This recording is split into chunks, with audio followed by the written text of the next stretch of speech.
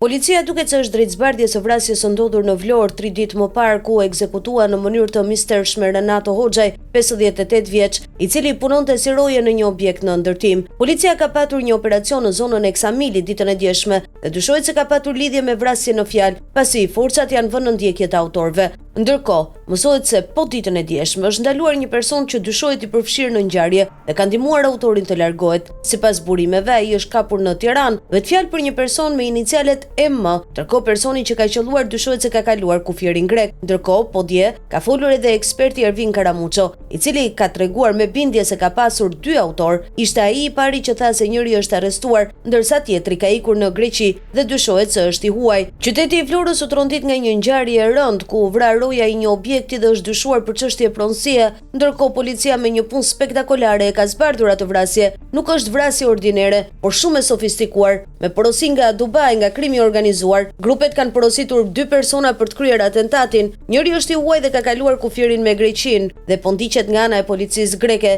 Tjetri është rrethuar në Ksamil dhe është arrestuar. Dyshohet se nga ana e grupeve kriminale, i ndjeri që ka humbur jetën është akuzuar si informator i grupeve të tjera dhe prandaj vrasja është bërë me urdhër nga Dubai, tha Karamuço. Një prej kamerave të sigurisë ka arritur të filmojë autorin e kamufluar me kapele dhe mbuluar me shall për të mos zbuluar fytyrën. Nga kamera shihet se autori ka ardhur nga Kodra pas banesës së 58 vjeçarit. Në vendngjarje janë gjetur 4 gëzhoja të goditura nga një armë tip pistolet 9 mm.